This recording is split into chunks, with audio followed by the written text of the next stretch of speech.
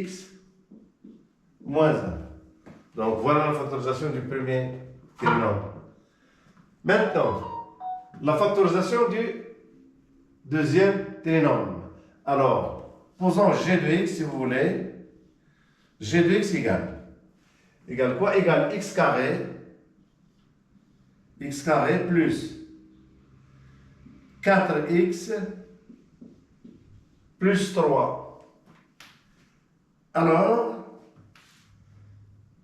notre discriminant delta, elle sera égale à quoi? Elle sera égale à 4 au carré, c'est-à-dire elle sera égale à 16. 16 moins 4 à 16. 16 moins, si vous voulez, moins 12. 4 fois 3. Non, de carré moins 4 à 16. Donc, égale quoi? Égale 4. Donc, si vous voulez, x1, le discriminant positif, donc x1 égale quoi? Égale moins b, c'est-à-dire moins 4 sur 2, 1 sur 2. C'est-à-dire, elle est égale à moins 2. Et ici, x2, il sera égal à, attention, attention ici. x1 est égal à moins 4, moins 4, plus racine du temps, c'est-à-dire plus 2. Le tout sur quoi? Sur 2. Donc, elle est égale à moins 1. Moins 2 sur 2, ça fait moins 1. Et ici, x2 est égal à quoi? Il est égal à moins 4, moins 2 sur 2. Donc, c'est-à-dire qu'il est égal à moins 3. Donc, si vous voulez, le produit de la racine est égal à c sur a est égal à c. Donc, c'est correct. Donc, notre trinôme g de x est égal à quoi? Il est égal à 1, c'est-à-dire 1 facteur 2. Alors, ici, ça sera x plus 1. Voilà. X plus 1, facteur de x plus 3. Voilà. Donc, si vous voulez, on va classer les solutions. Alors, la première solution, j'ai une solution. Il s'appelle 1. La deuxième, il s'appelle moins 1,5, si vous voulez. La troisième, c'est moins 1. La quatrième racine, c'est moins 3. Donc, on va dresser, si vous voulez, le tableau des signes de ce produit-là, de ce trinôme-là. Donc, laissons cette factorisation-là. Alors, et voilà la deuxième factorisation. Voilà. Donc, j'efface.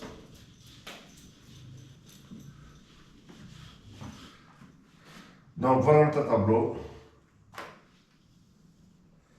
Et bien, ici, j'ai x. Voilà, x. Alors, voilà. Ici, j'ai le trinôme t de x.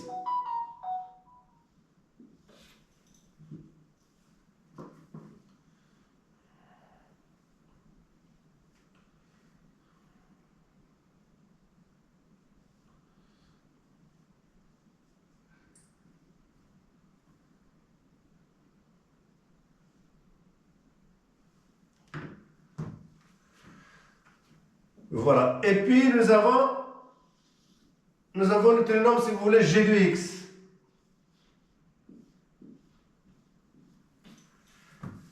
Le trinôme, il s'annule pour moins 1,5, donc on va classer sa racine là. Donc, la plus grande racine, ça sera 1. Alors ici, j'aurai le nombre 1.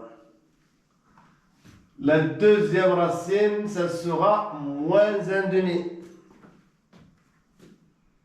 Alors ici, moins 1,5. La troisième racine, ça sera quoi? Ça sera moins 1. Voilà. Et puis la dernière racine, ça sera moins 3. Alors, le trinôme t de x, il s'annule pour... Alors, il s'annule pour moins 1,5. Il s'annule pour moins 1,5. Et il s'annule pour moins 1.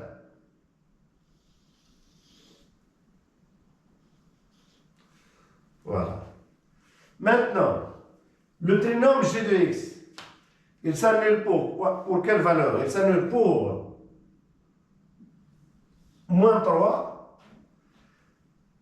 Et il s'annule pour... Alors, g de x, moins 1.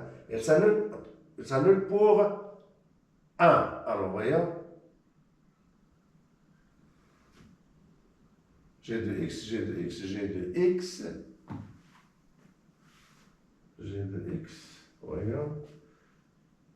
Alors, voyons une vérification. Alors, x carré plus 4x plus 3. Alors, facteur, alors, est-ce qu'elle est égale? Voyons. Est-ce qu'elle est égale? Alors, ça va nous donner x carré. 3x plus x, ça fait plus 4x, ici plus 3. Donc, il s'annule. Alors, g de x, il s'annule pour. G de x, il s'annule pour moins 1. Voilà. Alors, g de x, il s'annule pour. Attention, ici. G de x, il s'annule pour moins 1. Il s'annule pour moins 3. Il s'annule pour moins 3. Voilà. Donc, voilà g de x. Maintenant, t de x, il s'annule pour quoi? Il s'annule pour moins 1,5. Il s'annule pour moins 1,5. Il s'annule pour 1. Voilà. Voilà. Alors, appliquons maintenant notre théorème. Le signe d'un trinôme, il est du signe de A à l'extérieur des racines et du signe de moins A à l'intérieur des racines. Donc, pour t de x, qu'est-ce qu'on a ici? Bien ici, signe de A. Le A, il est comment? Il est négatif pour t de x. Le A, il est négatif. Donc, signe de A à l'extérieur de racine. Donc, à l'intérieur, ce sera positif. Ici, ce sera négatif, négatif, négatif, négatif. Maintenant, pour le trinôme g de x. G de x, il est du signe de A à l'extérieur de racine. Donc, j'aurai ici tout simplement, j'aurai à l'extérieur de racine, donc c'est positif. Donc, ici, j'aurai plus. Ici, j'aurai plus, j'aurai plus, j'aurai plus. Et ici, j'aurai moins. Alors maintenant, t de x multiplié par g de x. Alors, t de x multiplié par g de x. Eh bien, ici, ça sera négatif. Ici, ça sera positif. Ici, ça sera négatif. Ici, ça sera positif. Ici, ça sera négatif. Or, on nous demande à chercher le produit là où il est négatif. Donc, l'ensemble des solutions. L'ensemble des solutions de cette équation-là, c'est tout simplement, alors cet intervalle-là, ne nous intéresse pas, celui-ci. Non plus, cet intervalle ne nous intéresse pas, donc il reste égal. Il reste moins l'infini, donc S si vous voulez, S égale moins l'infini jusqu'à moins 3 inclus, parce que vous avez ici inférieur ou égal, et bien union, si vous voulez, moins 1, union, moins 1, union, moins 1 demi, voilà, et puis union, 1 plus l'infini. Union 1 plus l'infini. Voilà. Et c'est fini pour cette équation-là. Alors maintenant, on va passer aux équations rationnelles. On va passer aux équations rationnelles. Donc j'efface si vous voulez.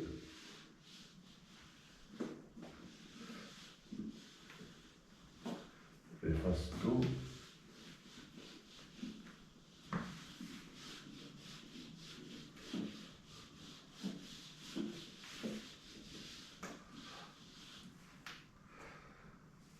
Alors, soit la dernière équation, à savoir, si vous voulez, on va l'appeler I, l'équation I, si vous voulez. Deux points. Une équation, donc, c'est quoi? Eh bien, x sur 1 plus x, voilà. Il est inférieur ou égal à 2 sur x. Alors, j'ai une équation donnée sous forme de quoi? sous forme de nombres rationnels, la comparaison de deux nombres rationnels. Donc, cette équation-là exige son ensemble de définitions, à savoir, d'après votre patrimoine culturel, quel rapport il existe pour un dénominateur non nul. Donc, j'ai ces deux rapports. J'ai le premier rapport x sur 1 plus x, c'est-à-dire le dénominateur ici doit pas être nul. De la même manière, ici, j'ai un rapport 2 sur x, x doit être non nul. Donc, si vous voulez, soit on va rédiger, eh bien, soit D, si vous voulez, le domaine de définition, le domaine de définition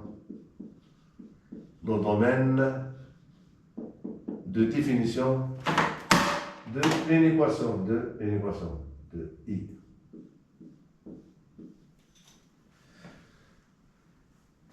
Eh bien, D, si vous voulez, X appartient à l'ensemble D si et seulement si 1 plus X n'est pas égal à 0 et en même temps X n'est pas égal à 0. Donc, X appartient à D si et seulement si X n'est pas égal à moins 1 et X n'est pas égal à 0. Eh bien, deux valeurs indésirables ici,